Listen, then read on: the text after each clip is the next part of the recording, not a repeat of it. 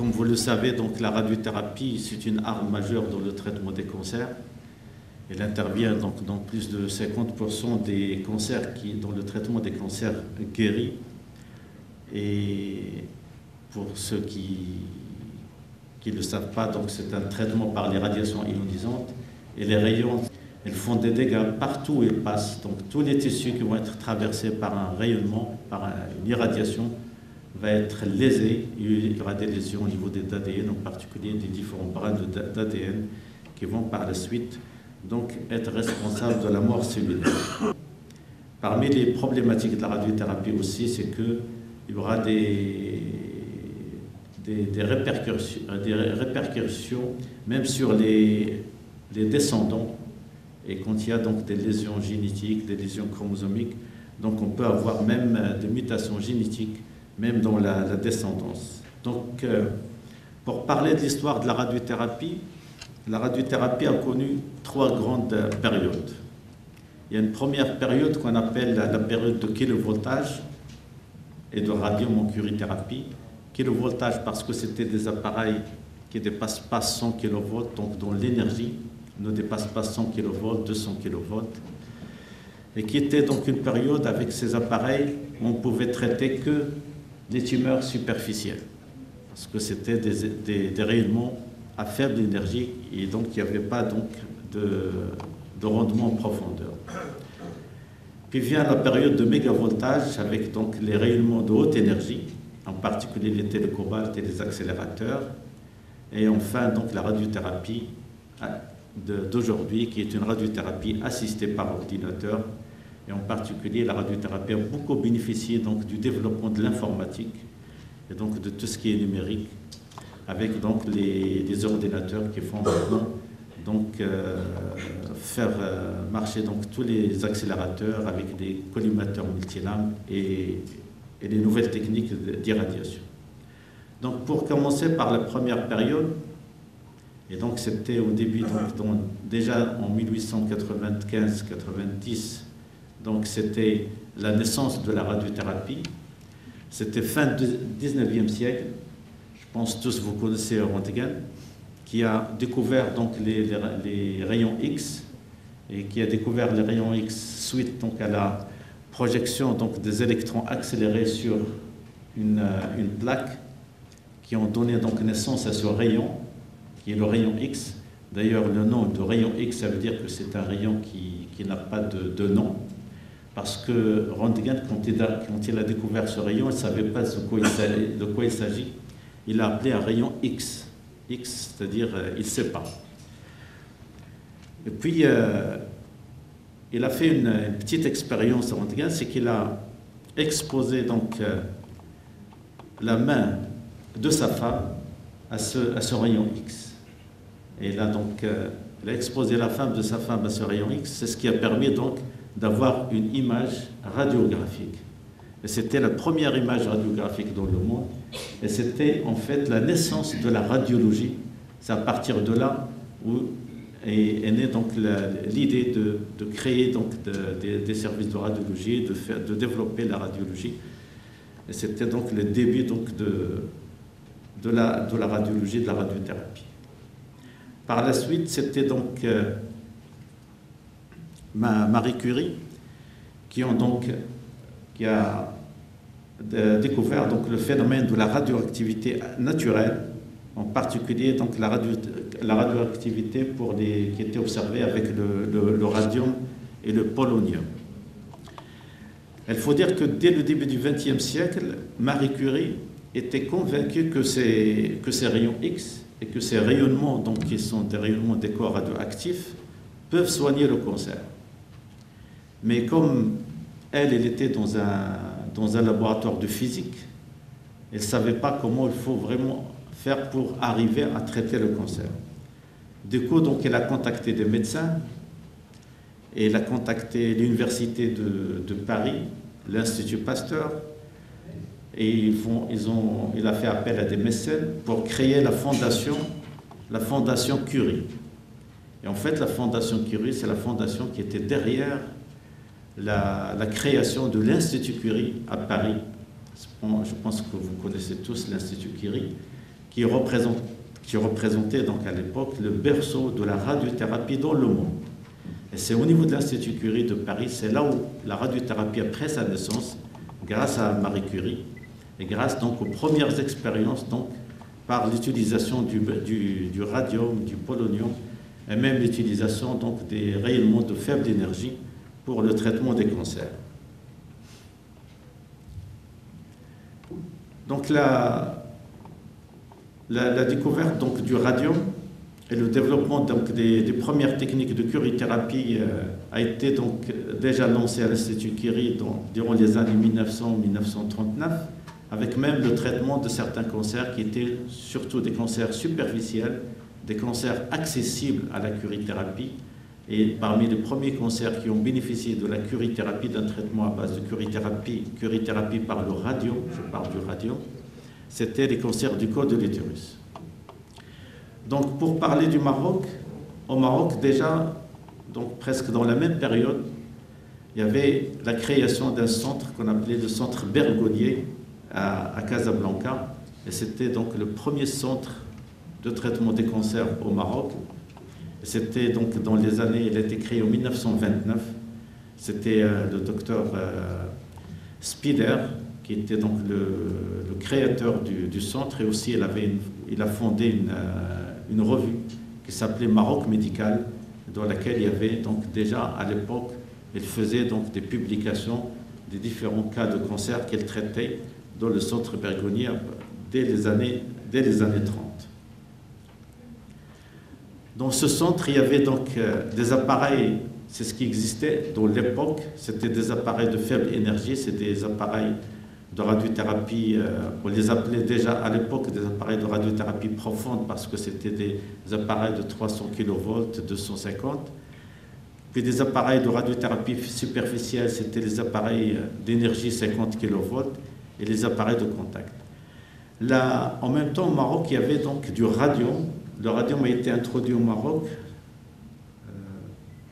Là, c'était l'inauguration d'un côté d'hospitalisation au niveau donc, du centre Bergonié. Le centre Bergonié, c'est ce que vous connaissez actuellement par le service de radiothérapie oncologie de Casablanca. Il s'appelait un certain temps Pavio 40. Maintenant, il s'appelle Centre Mohamed VI pour le traitement des cancers. Les appareils qui existaient à l'époque donc dans le centre Bergonié, c'est l'appareil de contact thérapie, donc pour l'irradiation des tumeurs superficielles. Et ici, il y avait même un appareil de radiothérapie à base de césium. Il y avait même un cobalt russe. Là, c'est le certificat d'importation du radium. Je ne sais pas si vous arrivez à voir qu'il a été importé. C'était ici, le 10 juillet 1933. Déjà en 1933, il y avait donc du radium au Maroc. Et à cette époque-là, donc, on faisait de la curithérapie par le radium, en particulier pour les cancers du col utérin, parce que c'était le cancer le plus fréquent au Maroc à l'époque. Là, c'est la Maroc Médical, la revue qui existait donc, depuis les années, si vous voyez ça, depuis les années 50, avec des publications sur toutes les activités qui se faisaient dans le centre Bergonié. Et à partir de là, on avait des statistiques. Donc, il faisait à peine donc, 139 nouveaux cancers dans les premières années. Puis le nombre de cancers a commencé à augmenter au fur et à mesure. Vous voyez là, on fait la distinction pour les malades qui reçoivent du radium. Et c'était que des cancers du col de l'utérus qui recevaient du radium. Donc, pour vous dire qu'il y avait presque plus de 50% des malades, c'était des cancers du col utérin. Puis après cette période donc, de bas voltage, il fallait encore développer la radiothérapie pour aller traiter donc, des tumeurs plus profondes. Et c'est là où arrive donc, la période de méga voltage, avec la découverte et la mise en place donc, des appareils de haute énergie. Et c'était donc la découverte donc la radioactivité artificielle dans les années 36 qui a permis de mettre en place donc le premier cobalt. C'était le premier cobalt que vous voyez ça, donc il était installé donc au Canada dans les années 50. Et quand vous voyez donc le premier cobalt, c'était un bras qui ne tourne pas. Et en fait, quand on veut irradier le malade, on fait là une irradiation, donc c'est le faisceau antérieur. Mais pour faire une irradiation pour le faisceau postérieur, il faut tourner le malade. Ce n'est pas l'appareil qui tourne, c'est le malade qui tourne. C'était donc des bras fixés. Ça, c'était le premier cobalt. Donc la période de mégavoltage s'est développée par la suite grâce à une technologie qui était utilisée au cours de la Deuxième Guerre mondiale pour les radars qui ont utilisé donc des générateurs de haute fréquence. Ces générateurs utilisés dans les radars, par la suite, ils ont été appliqués à la radiothérapie. Et ces générateurs de haute fréquence, c'est ce qui nous ont permis de mettre en place les tubes à haute fréquence avec des différentiels, des DDP donc, très élevés qui ont permis d'accélérer les électrons dans le tube et pour obtenir finalement des accélérateurs de particules avec des énergies différentes. Et avec les accélérateurs, bien sûr, on arrive à avoir des photons X donc de très haute énergie, ce qui permet donc d'irradier tout ce qui est profond, mais aussi l'avantage des accélérateurs, c'est d'avoir donc des électrons donc, qui permettent de faire une irradiation superficielle. Ça, je pense que vous connaissez les rendements profondeur pour les photons de haute énergie en fonction de l'énergie. Donc, on peut adapter donc, le photon en fonction de la profondeur de la tumeur. Et là, vous avez donc le rendement profondeur des électrons et qui reste donc un rendement qui est très, très superficiel et qui a permis d'ailleurs d'irradier toutes les adénopathies, en particulier dans la sphère ORL. Si on revient au Maroc, le premier cobalt qui était installé au Maroc, c'était dans les années 75. C'était un cobalt russe. Et le premier cobalt moderne c'est-à-dire avec un bras qui tourne, etc., c'était un Alcyon, et c'était dans les années 82. C'était à Casablanca, donc dans le centre de radiothérapie de Casablanca. Et il faut dire que les premiers Marocains qui sont arrivés, donc radiothérapeutes marocains qui sont rentrés au Maroc, c'était dans les 1980. C'était le professeur Gueddari, je ne sais pas si vous arrivez à le reconnaître, en 1981, et le professeur Khallaï. C'était les premiers radiothérapeutes qui sont rentrés au Maroc et qui ont démarré donc, le centre de radiothérapie à Casablanca. Et c'était donc en 1980, puis par la suite, donc il y avait le cobalt russe, l'Alcyon.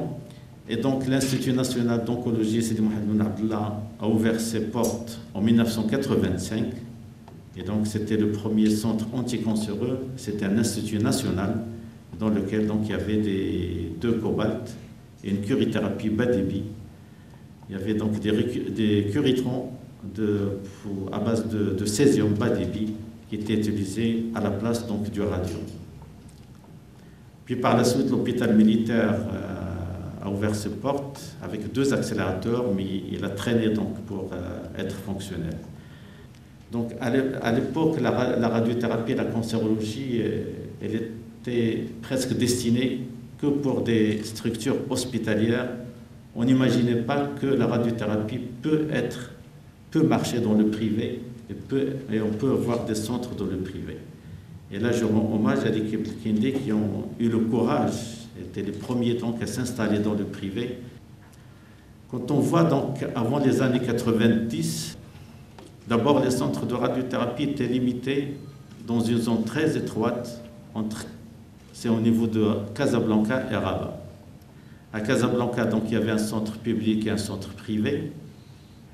Et à Rabat, il y avait l'Institut national d'oncologie et l'hôpital militaire. 4 centres qui étaient sur un périmètre de 100 km, donc très très limité. Et donc toute la population du Maroc devait venir jusqu'à Rabat ou venir du sud jusqu'à Casablanca pour se faire traiter, ce qui n'était vraiment pas facile pour la population. En matière d'équipement, il y avait un accélérateur, avant les années 90, il y avait un accélérateur